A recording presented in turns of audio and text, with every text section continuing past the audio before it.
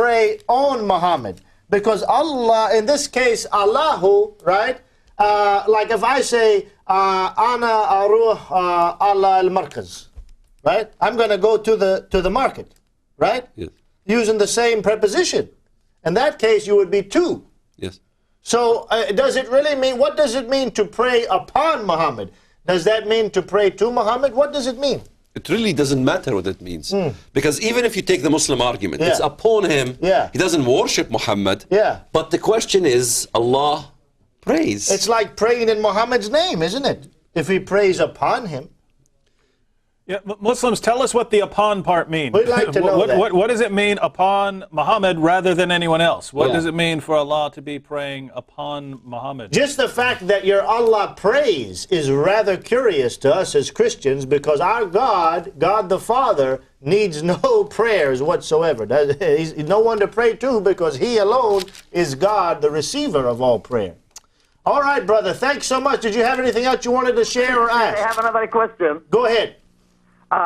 Not the question, to tell you some more about Muhammad. Please. In the end of time, Muhammad, he's going to sit on the chair of Allah. سوف يجلس على عرش الله. That means Allah is going to stand up. Muhammad is going to take Allah's chair. Now, can you say that one more time? Because I didn't quite understand all of it. Okay. In the end of time, Muhammad is going to meet Allah, is going to take Allah's chair, which is Arsh Allah, and he's going to sit on the Allah chair. Yeah. And we ask the Muslim, that means Allah is going to stand up, Muhammad is going to sit in his chair. So Muhammad is going to sit on the throne of Allah.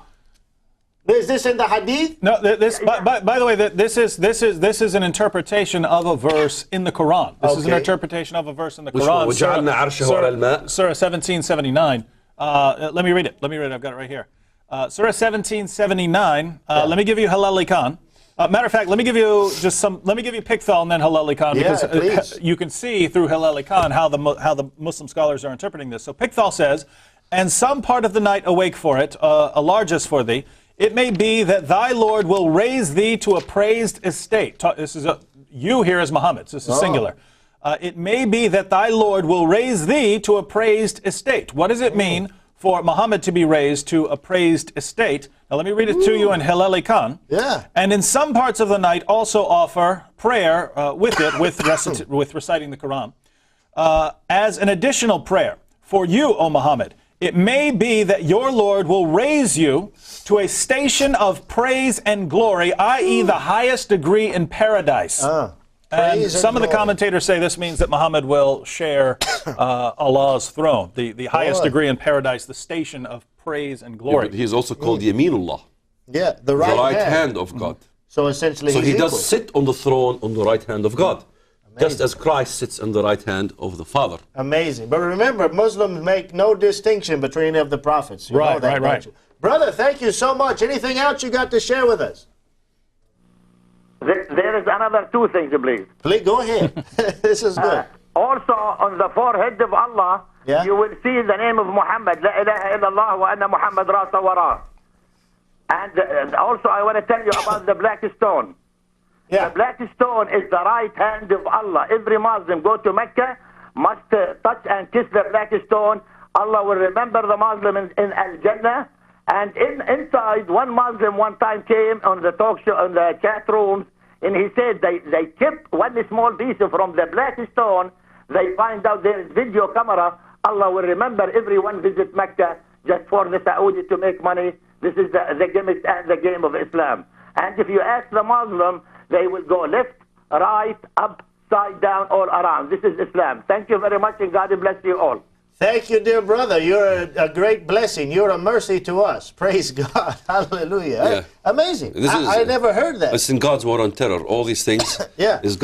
We documented it that the black stone in the end will have mouth and it speaks, and it will have ear. It will hear. Now, where is that in the Bible? In Daniel, it says the Well- statue, he'll give a voice to it. Well, in the Bible, it talks about the image of the beast The will come image of the alive. beast. Yeah, you yeah. know. But they took that to make it the black stone. Right, now However, that- yeah. however, the Muslims are not wrong in Yeah. thinking that the black stone is an image. Yeah, it is. Because, as I mentioned last night, It's an idol. in Acts chapter 19, verse 35, do not worship Artemis and her image that fell from heaven.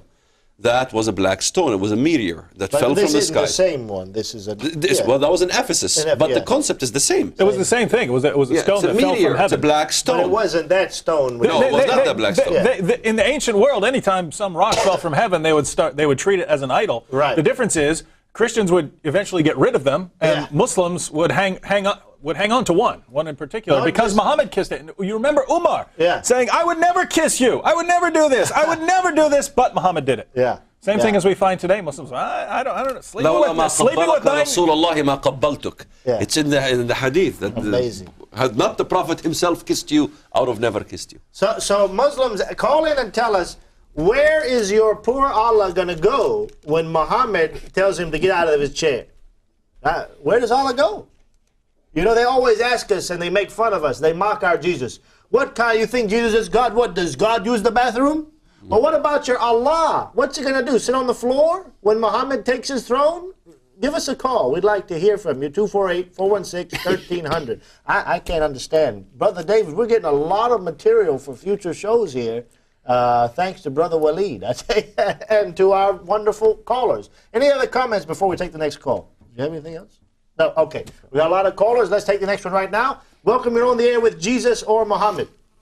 Hello. How are you gentlemen tonight? Good. Good. I hope you are, dear sir. Yes, I am, Pastor Joseph. This is Mark Harding from Canada. Yes, yes. I'm glad to hear your voice. And yours. I'm glad to see you're still kicking. And Waleed, God bless you in your work and ministry, and may Jesus protect you and keep you. By the way, one second, Brother Mark. Do you know of Brother Mark Harding? This dear brother was persecuted in Canada under their laws. Why? Because he preached and said that Islam is essentially of the devil. Yes. And so what you're doing here in America, he got put in jail for. Can you imagine? Yeah. So look out. Don't go to Canada. So he is carrying his cross. Praise God. He's carrying his I cross. was just going to ask if you could come to Canada, Waleed. Thanks, Pastor Joseph. Yes. Well, the worst they can do is deport him, and that's a free ride home. So why not? Well, yeah, but it's not the issue of free ride home. I think we're working on it. We're changing it, and we are going to be going to Canada. Good. So, Praise God. Well, praise God. I hope you come into the Ontario area and the Toronto area specifically. That's where I am, and I can help you organize if I can. But I have a couple of questions for you, Waleed. I was hoping you might be able to help me. Back in that issue, it was back in 1997, I believe, somewhere in there. The kids, the Islamic students, were in the schools praying on Friday. They had been given permission by the Board of Education in Ontario to do that in this one school. And it was on a Friday, and it interfered with their regular classes.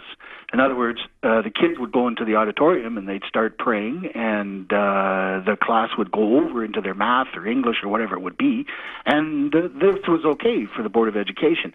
The reasoning was that the kids would have to go to the mosque in the afternoon, lunchtime, miss a couple hours of school to get to the mosque, pray, and come back.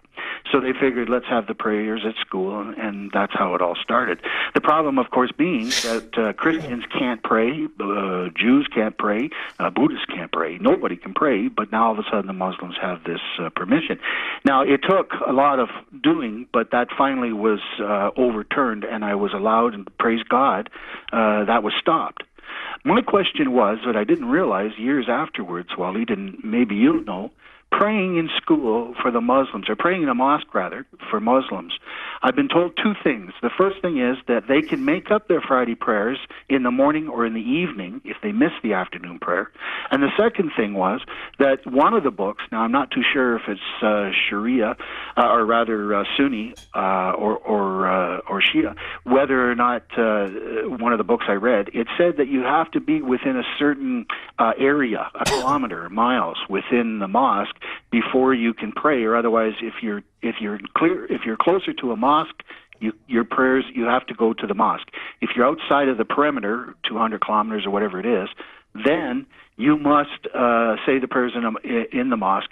You're not allowed to say them within that kilometer base. So I'm just wondering if you know about that. Was that something I maybe could have used in my court case? Well, I'm not sure exactly what's the distance, but you're right. If there is a close mosque, you pray in the mosque. If you can't